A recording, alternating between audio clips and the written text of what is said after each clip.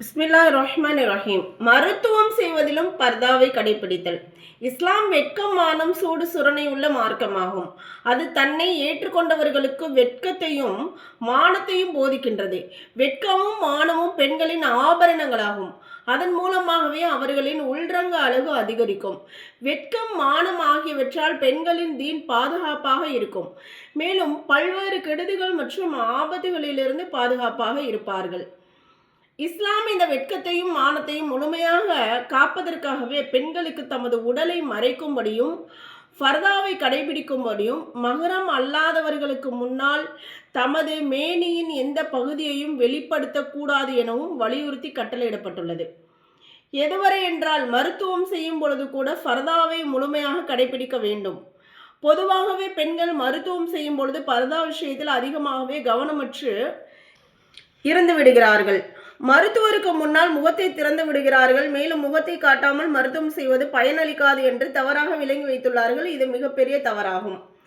முகத்தை அந்நியர்களுக்கு முன்னால் மூடி வைப்பது ஃபர்த் ஆகும். இந்த ஃபர்லை தவறவிட்டால் அது பாவமாகும். நாடி பிடித்து பார்த்தாலோ அல்லது வியாதியை பற்றி நாம் விவரித்து கூறினாலோ போதும். முகத்தை காட்ட வேண்டிய அவசியம் என்ன? இவ்வாறே இன்னும் ஒரு பெரிய தவறையும் பெண்கள் செய்து வருகிறார்கள். அதாவது ஒரு பெண்ணுக்கு உடலில் எங்காவது காயம் ஏற்பட்டிருந்தால் அல்லது ஏதாவது ஒரு பகுதியை மருத்துவரிடம் காட்ட வேண்டிய அவசியம் இருந்தால் அவள் அந்த இடத்தை மட்டும் காட்டாமல் அதை சுற்றியுள்ள மற்ற பகுதிகளையும் காட்டிவிடுகிறார். இது முற்றிலும் பெரிய பாவமாகும். ஷரியத்துடைய கட்டளை என்னவென்றால் மருத்துவத்திற்காக உடலின் எந்த பகுதியை பார்ப்பது அவசியமோ, எந்தளவு பார்த்தால் நோக்கம் நிறைவேறுமோ அதைவிட அதிகமாக திறந்து காட்டுவது பாவமாகும். ஆகவே இப்படிப்பட்ட சமயத்தில் முடிந்தவரை பெண் மருத்துவரை தேடி செல்ல வேண்டும். பெண் மருத்துவர் கிடைக்காத பட்சத்தில் ஆண் மருத்துவரிடம் எந்த இடத்தில் மருத்துவம் செய்ய வேண்டுமோ அந்த இடத்தை மட்டும் காட்ட வேண்டும். கர்ப்பகாலத்திலும் பெண்கள் மிக பேணுதலாக இருக்க வேண்டும். மருத்துவச்சியிடம் வயிற்றை தடவி கொடுக்க காட்ட வேண்டுமானால் கீழுள்ள பகுதியை திறக்கக்கூடாது.